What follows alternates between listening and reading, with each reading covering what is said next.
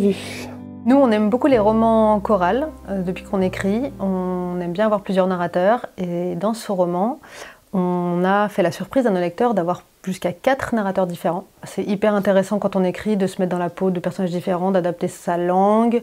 Et je pense pour les lecteurs aussi d'avoir des points de vue différents sur l'histoire. Et c'est vrai qu'à nos cœurs battants, il y a ce paramètre de suspense vraiment qui est présent dans le roman, et de rajouter 2 narrateurs en plus du couple principal, voilà, ça nous a permis de jouer un petit peu avec vos nerfs et avec l'histoire. Violence conjugale. Dans la plupart de nos romans les plus récents, on tient vraiment à glisser un sujet de société qu'on veut aborder, si possible en profondeur. Et À nos cœurs battants traite des violences conjugales à travers le personnage de Rose. Ce sujet, il touche 320 000 femmes en France chaque année.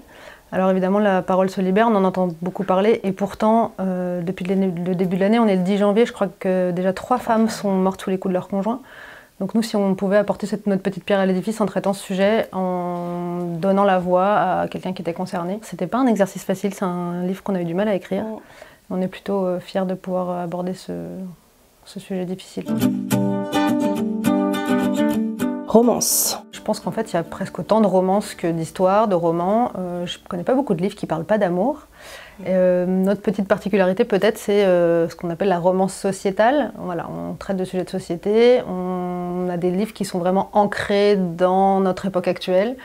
Et parfois, on essaye un peu de casser les codes de la romance. On aime bien vous entraîner dans des comédies, dans des drames. Et là, plus récemment, dans un roman avec une quête de vérité. À nos cœurs battants, donc c'est une romance psychologique, mais c'est aussi une romance parfois légère, qui se base aussi sur une histoire de fausses relations, c'est-à-dire que c'est 2 personnes qui décident de prétendre qu'ils sont en couple, justement, pour plein de raisons différentes, mais voilà, ça donne ce petit côté à la fois amusant, ça apporte beaucoup de tension. Ce qui nous amuse dans la romance, c'est qu'on peut souvent aller là où on ne nous attend pas, en fait. On s'attend à quelque chose de très léger, parfois même de superficiel, et finalement, voilà, nous-mêmes, on se laisse surprendre. Ça fait 30 romans quand même, et en particulier dans celui-là.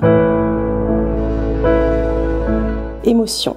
Nous, on est des drogués de l'émotion. Je crois qu'il ne se passe pas une journée sans qu'on ait un fou rire, qu'on ait la larme à l'œil. Et c'est aussi ce qu'on met le plus dans nos romans. On essaie de vous entraîner dans un tourbillon d'émotions différentes, de vous faire passer par toute la palette des émotions humaines. On adore ça. Vu le monde actuel dans lequel on vit, je crois qu'on a vraiment besoin de ressentir des choses positives en se plongeant dans les livres.